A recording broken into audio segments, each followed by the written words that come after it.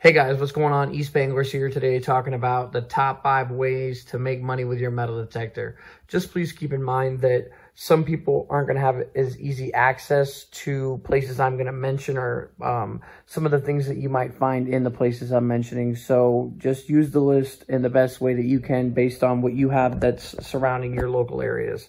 So number 1, guys, fishing tackle. And a lot of people are probably wondering, how could that be worth anything? And so depending on whether or not you know your local lakes well enough, certain places where they plant trout and, plant trout, then you're going to know where everybody is very heavily focused when they're fishing. And if you focus on rock formations, once the water's low, even if it's not low, people snag a lot. And sinkers, they go down in the dirt and people leave them. It's not something you worry about as a fisherman, but those things start to accumulate. And fishing lead, actually, one, it's bad to leave in the lake like that. It's meant to be casted in and brought back out. And a lot of people leave their sinkers. So lead is actually worth quite a bit of money in large amounts. So if you were to go out to a lake that had a lot of lead, you could bring in a good 10 pounds of lead plus in a day, depending on how long you want to sit out there, depending on how popular your lake is. And, the way you're going to want to sell this is those sinkers aren't cheap in the store. So if you were to sell that on Craigslist or eBay, probably Craigslist would be better. eBay, you're going to have to pay shipping. You're going to lose money and sales tax and stuff like that. So the best way to do it is Craigslist, and people generally pay about 1/4 to 1/3 of what it would cost in the store. So if you're going to get like 10 sinkers for $1, you're looking at 30 cents for 10 sinkers. It doesn't sound like a lot, but it adds up quick. Personally, I've done it myself. I haven't sold them, but I've collected them, and you could easily get 500 sinkers in a couple hours, plus a bunch of other stuff. So it's definitely, it could provide money. Now, we're not talking, this isn't ways to get rich. This is just ways you can make money with your metal detector. Fishing lures, it's kind of the same thing, except you want to sell those on eBay. And the way that's going to work is you can either fix them up yourself, but that's going to cost a bunch of money, so I wouldn't recommend it. I would actually recommend selling them in the condition that they're in a giant lot, based on the name brands. And people buy it to restore it themselves, to fish it, to add to their own personal collection. So, and fishing tackle is worth quite a bit. And, in general, it's worth about 1/3 or 1/2 of what it would normally cost in the store. So there's lots of money to be made there. And coming from somebody who went to a lake recently that is in a drought, even prior to drought season, I've went out there and I've got tons of tackle. So you don't necessarily need to be in a drought year, but you could find a lot of tackle, and it does have a lot of value. So if you were just to find 40 lures, you could be talking $20 or more, depending on, what kind of tackle, name brand, and what kind of condition it's in. So you could actually, and obviously you're going to go to certain lakes, and once, you've kind of taken everything you can from that lake, obviously that isn't going to yield as much when you go back. But like I said, find popular times in the season when people fish, and it'll replenish itself slowly. And there's lots of tackle to be found. And even like I said, without drought years, you can still do that. So tackle would be my number 1 way.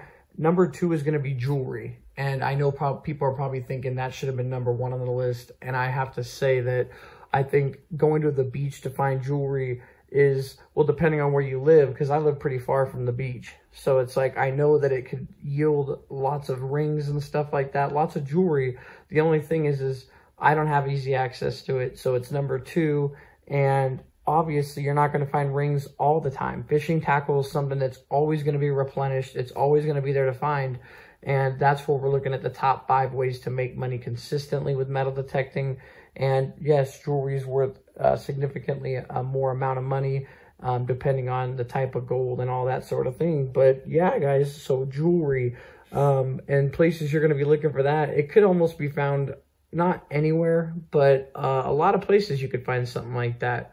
People make mistakes all the time with their jewelry, leaving it on anywhere, a towel, or they could just take it off real quick, forget it gets knocked over. But yeah, beaches would probably be the best place to find something like that. And you obviously if you could try to find the owner, that would be the right thing to do. And if you couldn't, then obviously you could take it into a pawn shop or get it melted down or something like that. And you could get some money for that. That all depends on, like I said, the kind of metals that you're dealing with when they're melting that down.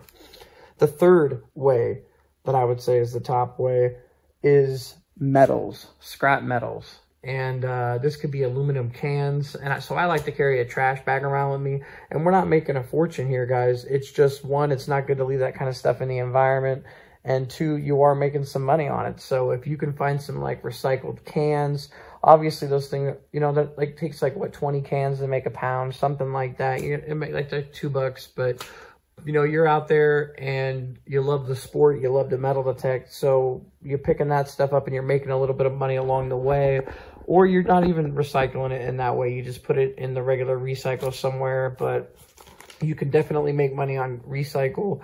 Every probably 10 digs at the lake, I'm finding a can that got pushed down in the dirt. Or just in general, metals, other kinds would be like scrap metals. I find rusted metal all the time, little pieces of hinges and all sorts of stuff like that. And this stuff isn't worth a bunch of money, but it all adds up. And I actually did some research, and depending on your places where you want to recycle, so rusted metal is actually going to weigh less, but you can still recycle it. So it just depends how much you're going to get, where you're taking it and where you guys are from. All right, guys, number 4 out of the top 5 ways you can make money with your metal detector. We're talking about loose change. Everybody's got it. Everybody's always losing it.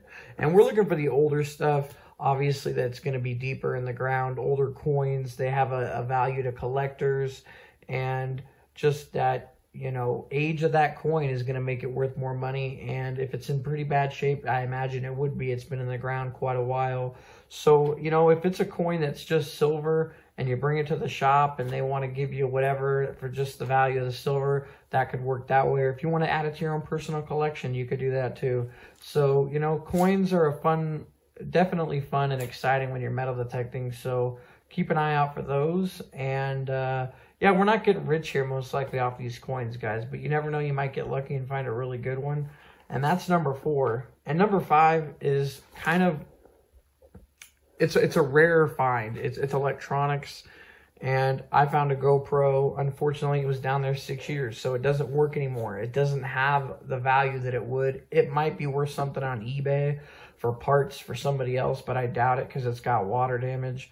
But, you know, if that hadn't been down there 6 years and it got found and it was only down there a year, I don't think the water would have penetrated through the seal of the case around the GoPro. So you will find electronics along the way, different things, and it just is really going to be a factor of whether or not it's like an off-brand, a cheaper product, or it's a nicer product and you could sell it on eBay for parts, or if it's still functioning.